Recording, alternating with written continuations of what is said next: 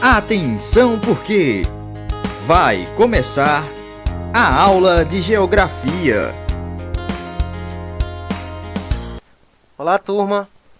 Aqui é o professor Bruno Viana. Vamos juntos a mais uma aula de Geografia aqui pelo canal Eduque Mais SCPE.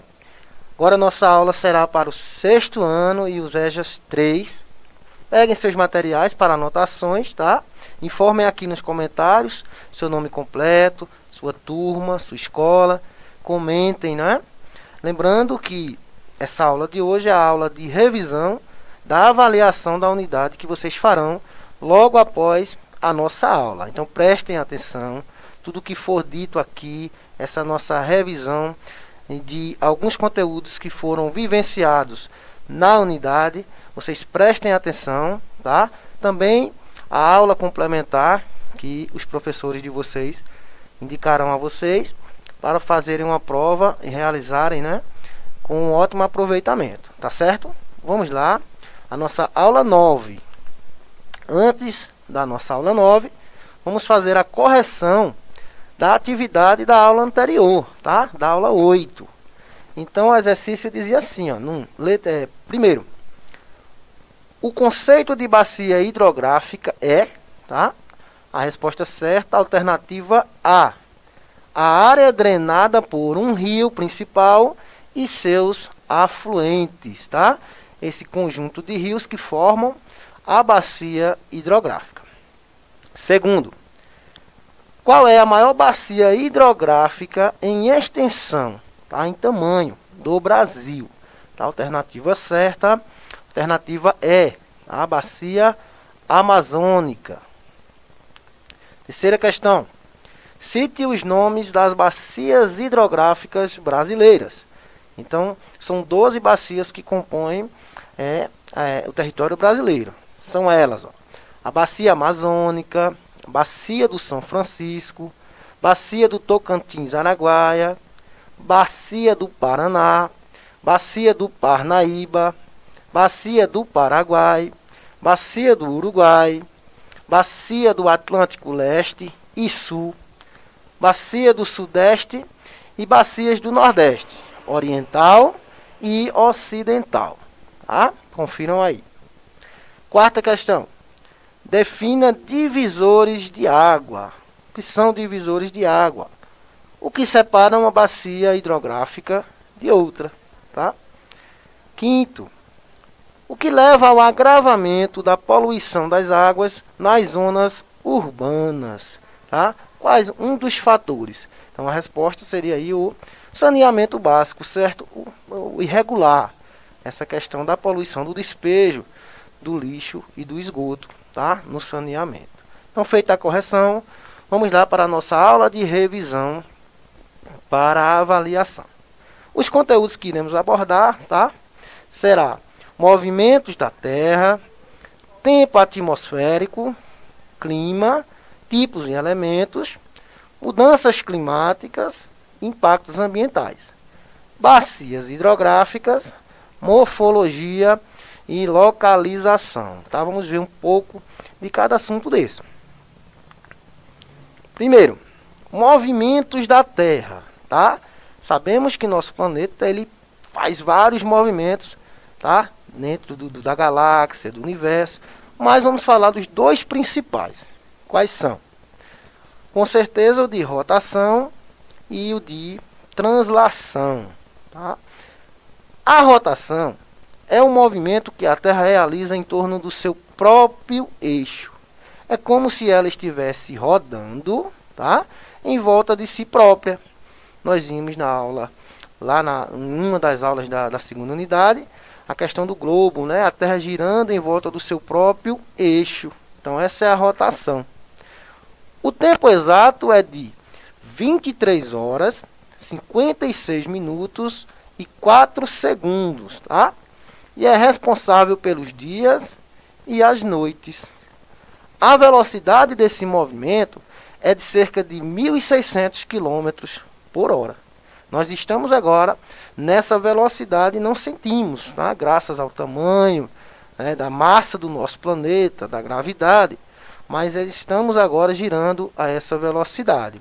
Uma parte que está sendo irradiada pelo Sol é dia, a outra parte, consequentemente, será noite, tá? Graças a esse movimento de rotação. O movimento de translação, ó, é o movimento que a Terra realiza em torno do Sol, da nossa estrela, sendo que ela demora 365 dias, 5 horas e 48 minutos para completar. Este movimento é responsável direto pela existência das estações do ano, tá? Então esse movimento que a Terra percorre ao redor do Sol, tá? Graças ao sistema gravitacional, a influência, a massa da Terra e do Sol, esse caminho que a Terra faz é o chamado movimento de translação, tá? Órbita da Terra. Órbita é a trajetória que um corpo percorre ao redor de outro sob a influência de alguma força. Ou seja, órbita é o caminho que a Terra faz, que o nosso planeta faz, ao redor da nossa estrela, do Sol. Então, esse caminho que ela vai é chamado de órbita, um caminho invisível, graças à força gravitacional. O nosso Sol é como se fosse um ímã gigante que está segurando o nosso planeta lá no espaço. Não deixa ele se deslocar ou sair de rumo. Então veja que impressionante, né? A perfeição. A órbita da Terra é elíptica, tá? Voltamente oval. E sua velocidade é de 107 mil quilômetros por hora. Então nossa órbita ela não é redonda, ela não é circular, e sim oval. Ó. Olha a imagem. Ó. Formato levemente oval. E estamos nessa velocidade agora, tá? Tem momentos que a Terra está mais próxima ao Sol e tem períodos no ano que ela está mais afastada. Esses períodos eles têm um nome. Ó. A aproximação e o afastamento da Terra são denominados de periélio, quando está mais próximo, e afélio, quando está mais afastada. Então a imagem aí ó, reflete bem. Quando a Terra está mais próxima ao Sol, tá? Periélio, temperaturas mais quentes, verões mais severos, tá? E quando está mais afastado aí, ó, a Terra está mais distante do Sol, questão de invernos mais severos, né? A radiação diminui um pouco. Então, essa é a nossa órbita e a distância da Terra para o Sol. Vamos agora para tempo e clima. Outra aula que foi vivenciada aqui também. Ó. O que é tempo e o que é clima, tá? Embora interligados, tempo e clima são conceitos diferentes. Nesse caso, ao olhar e perceber as condições atmosféricas do lado de fora, você visualizará o tempo e não o clima. Tá? Nós vimos lá na aula passada, tempo e clima estão interligados, mas são diferentes. Tempo, pessoal, é o estado da atmosfera em um determinado momento, num determinado lugar. A atmosfera é a nossa camada gasosa e o tempo é influenciado por ela. Ou seja, o tempo ele vai mudar de acordo com as horas, com o passar do dia.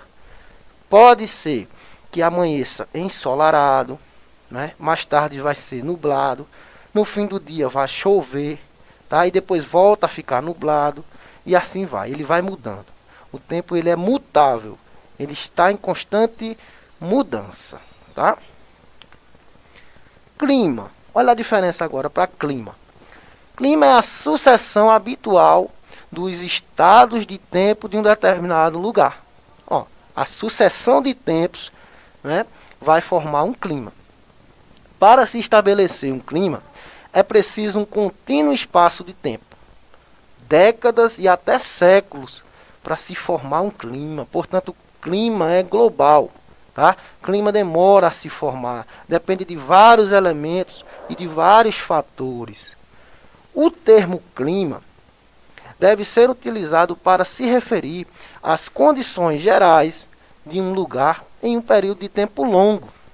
O clima não muda de um dia para outro, tá? Ele precisa de várias questões, vários elementos, ele vai demorar. Então nós vamos ter aí, ó, lugares de climas frio, que sempre vão ser frios, lugares de clima quente, como os desertos, que na maioria das eras vão ser de clima quente, tá? Da sua formação. O clima vai formar aí as estações do ano: primavera, verão, outono e inverno. Isso é clima, tá? Vai existir, demora, mas vai ser composto por diferentes períodos. Concluímos que, a conclusão, o tempo é estudado pela meteorologia e o clima pela climatologia, ciências importantes para o ser humano.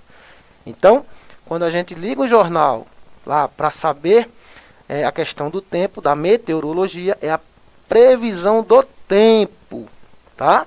Nunca previsão do clima. Então lembrem disso. Meteorologia, tempo, previsão do tempo. Climatologia, a ciência que estuda os climas. A previsão do tempo nos ajuda, por exemplo, a escolher a roupa adequada, o tipo de transporte e a organizar as atividades diárias. Olha aí, ó, essa charge. Bem interessante. Às vezes a previsão do tempo diz que vai chover. Aí você sai de casa, tá lá aquele sol. De uma hora para outra vem a chuva, você tira a roupa, tá? Coloca uma roupa de chuva, vem o sol de novo, então ele vai mudando.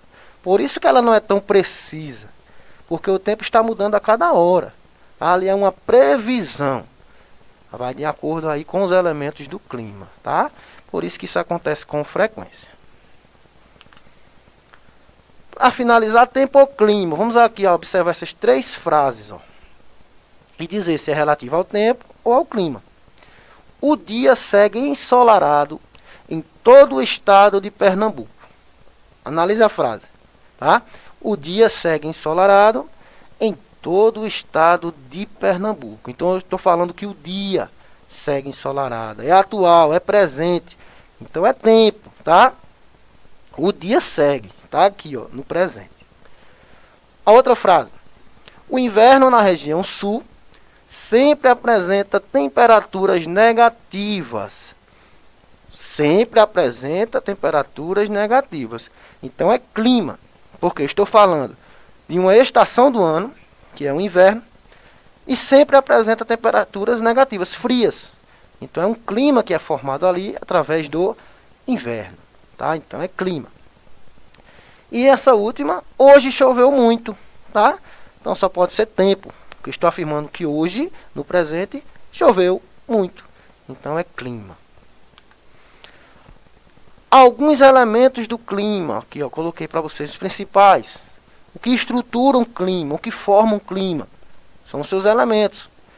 Por exemplo, a temperatura é o grau de calor do ar atmosférico, que pode ser alto ou baixo, dependendo sobretudo da radiação solar. Não tem clima sem temperatura, tá? Precipitação, ó, é o retorno do vapor de água das nuvens para a superfície terrestre. Em forma líquida, é a chuva. Na forma sólida, o granizo, que são as gotas de água congeladas nas nuvens. Então, precipitou, quer dizer que choveu, tá? O vento. O vento é o ar em movimento, o deslocamento de massas de ar, tá? As massas de ar é que vão formar o caminho para onde o vento está indo, tá? Isso leva em consideração vários fatores, mas é um elemento do clima. E a umidade, ó. Umidade é a quantidade de vapor de água presente na atmosfera. Então, o vapor, a evaporação da água na atmosfera, tá? A gente chama de umidade, tá? Vamos ver algumas imagens desses elementos, ó. Olha aí, ó. A temperatura. Tem lugares no planeta em que a temperatura é muito alta. Tá ali a imagem, ó. A moça tirando ali a foto. 55 graus positivos. Um lugar desértico, muito quente, tá? Temos aí a outra foto inferior, um lugar muito frio, menos 50 graus negativos, gelado, tá? Então veja aí, ó, a diferença de um lugar para outro. Isso é a temperatura.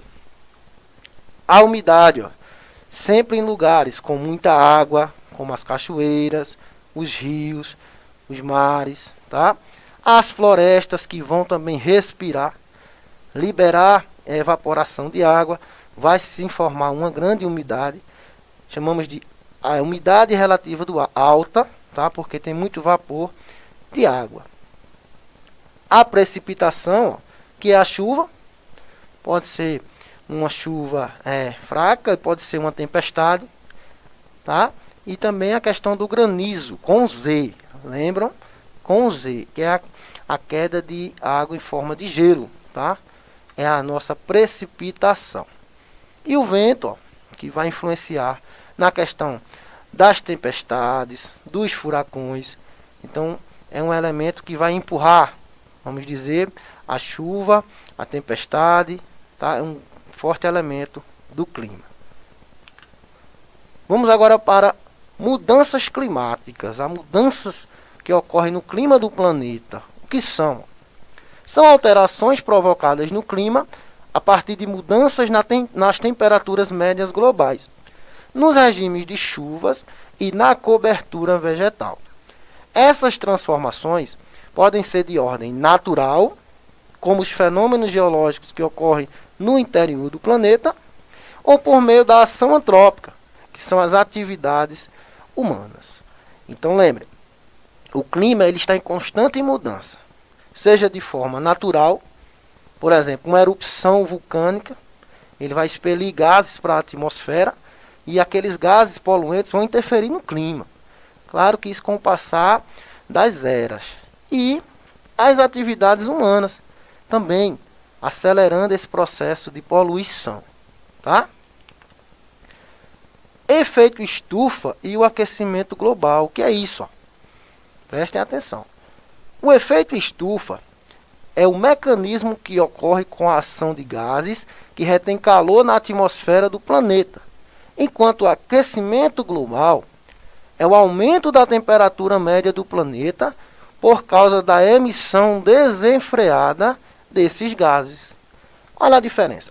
Então podemos dizer que o aquecimento global é a consequência desse efeito estufa descontrolado. Por quê? O efeito estufa, presta atenção para a avaliação, ele é um fenômeno natural, tá? Sempre ocorreu e sempre vai ocorrer. Ele é fundamental para a vida. Só que ele está sendo intensificado pela ação do homem, né? Acelerado. O que é que acontece no efeito estufa natural? Temos aí uma imagem, uma ilustração, claro. Nosso Sol, ele vai mandar a radiação para a Terra. O nosso planeta, ele é composto de atmosfera, tá? Até onde os gases vão. Até que altura esses gases vão estar suspensos no ar. Então a gravidade da Terra vai segurar esses gases. Até onde esses gases forem, tá? É a nossa camada de atmosfera. E a última camada é chamada de ozônio. A camada de ozônio, tá? A radiação vai passar essa camada de gases, vai aquecer o nosso planeta e vai ser irradiada de volta para o espaço. Os gases vão reter esse calor e esse calor vai ficar fazendo vai e vem, ó, vai e vem. Olha a imagem, vai e vem. Então, esse calor retido é chamado de efeito estufa, porque tem um formato de uma estufa. Isso é fundamental para a vida na Terra, porque vai dar a gente uma temperatura boa, propícia para a vida, tá? Então nós teremos retenção de calor e temperaturas controladas, né? Fundamental para o nosso planeta. Vamos agora. O aumento anormal das temperaturas no planeta. O que está acontecendo agora? Com esse despejo de poluição, graças também ao ser humano, tá? Na nossa atmosfera. Quais as causas? Quais as consequências desse efeito estufa agora descontrolado, tá? Acelerado? Então nós temos aqui algumas consequências. Ó. Primeiro, derretimento das calotas polares, que é isso, professor? O gelo dos polos, ó, Polo Norte e Polo Sul, tá? Aquele gelo, aqueles continentes congelados, com o aumento da temperatura, eles vão começar a derreter. Isso vai fazer o quê? Uma elevação no nível dos oceanos. Isso já está acontecendo, né? Tem lugares em que o oceano está aumentando o seu nível, tá? Isso vai influenciar em várias cidades litorâneas, né? Pelo mundo. Elevação nos fenômenos naturais, por exemplo, os furacões, cada vez mais fortes. Por quê? Quanto mais aquecido está o oceano, mais evaporação vai ter. Então esses furacões vão se formar de maneira bem mais severas, tá? Também é uma consequência. Aumento dos períodos de seca, alguns lugares onde as secas vão ser prolongadas, vários anos sem chover, tá? Isso vai afetar muito diversos fatores. Falta de água, tá? E conflitos por recursos naturais. Sem água não tem vida, não tem sobrevivência. Então é o recurso natural mais importante. Isso vai causar conflitos entre países, entre nações. Extinção de espécies. Quantas espécies já foram extintas no nosso planeta? E atualmente também que estão correndo risco de extinção por conta desse aquecimento, tá? E agravamento de problemas de saúde. Claro, problemas respiratórios por conta dessa poluição que estamos respirando. Olha aí, ó, algumas imagens do que a gente viu agora. O gelo derretendo nas calotas polares, as geleiras, tá? Derretendo, aumentando o nível dos oceanos. Os furacões mais intensos, destruição, ó, através desses fenômenos. Extinção de espécies. Aí, ó, o urso polar está em extinção também por conta desse aquecimento. As secas prolongadas, aí, ó, falta de água para os animais beberem. Os agricultores que vão perder sua lavoura porque não tem chuva, vão perder todo o produto, tá?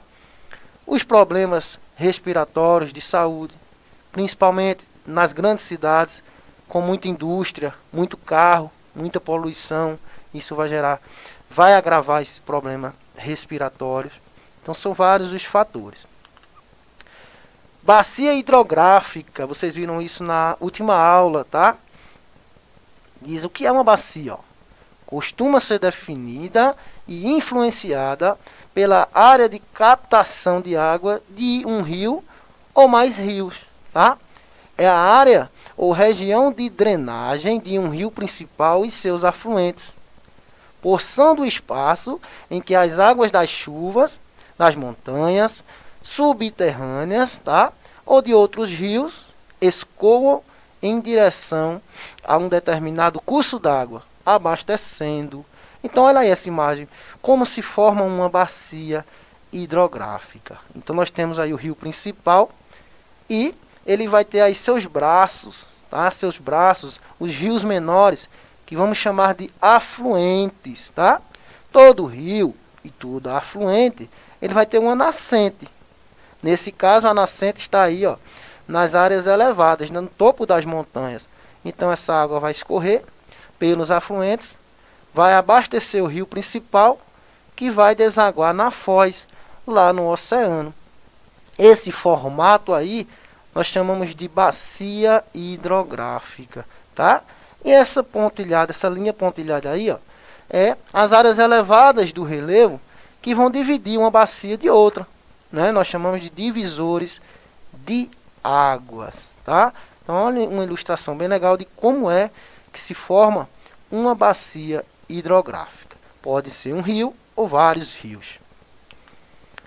Divisores de águas, ó, nós chamamos de interflúvio, tá? O que é isso, professor? É bem simples, ó. O que separa uma bacia hidrográfica de outra são os divisores de água. É uma fronteira natural de escoamento, tá? É uma linha divisória, né? Nas áreas elevadas de relevo. Nós temos aí, ó, uma montanha, né? Uma cadeia de montanhas. As áreas elevadas delas vão ser a nossa linha de divisor de água. De um lado nós temos uma bacia do outro lado outra bacia diferente. A chuva vem, né, vai abastecer de um lado uma bacia e do outro lado da montanha outra bacia hidrográfica, tá certo? Lembrando que uma rede hidrográfica, ela pode ser composta de várias bacias, entenderam? O conjunto de bacias hidrográficas vai formar uma rede hidrográfica muito grande, tá? Nós vamos ver aí no Brasil, por exemplo. As bacias hidrográficas do Brasil, prestem atenção. O Brasil é um país privilegiado quando o assunto é disponibilidade de água doce. 14% das reservas mundiais de água doce estão no território brasileiro. Olha que importante. De toda a água doce do mundo, 14% está aqui no Brasil. Então, um país com riquíssimo poder de hidrografia, que é a água, né? Os elementos, o estudo das águas. De acordo com o IBGE, Instituto Brasileiro de Geografia e Estatística, e o Conselho Nacional de Recursos Hídricos, o país possui 12 bacias hidrográficas, que estão distribuídas por todo o território nacional. Lembre, quando se fala em 12 bacias no território brasileiro, nós estamos falando de regiões hidrográficas, tá? Redes hidrográficas. Cada bacia dessa no Brasil aí, ó, cada cozinha dessa representa uma bacia. Dentro dessas bacias aí, ó, existem várias outras bacias menores que vão compor essa bacia maior, porque aí vai ter um rio principal, maior de todos, tá? Então é só essa divisão para a gente colocar na mente. Mas a resposta sempre será 12 bacias, né? 12 regiões hidrográficas. Bacia hidrográfica amazônica é considerada a maior bacia hidrográfica do Brasil e também do mundo, tá? No Brasil, ela compreende uma área de 3.870.000 km², apresentando grande potencial para a geração de energia hidrelétrica, que é a energia gerada pela água, tá? Além de possuir características propícias para o transporte fluvial. O transporte fluvial é o de barco, gente, pelos rios, tá? Então, a bacia amazônica é a maior do Brasil e do mundo, tá? A maior rede de rios de água doce do planeta Terra. Então, aqui nossas referências da nossa pesquisa. Obrigado pela atenção. Prestem atenção para fazer a avaliação, né, daqui a pouco. Bom desempenho e até a próxima.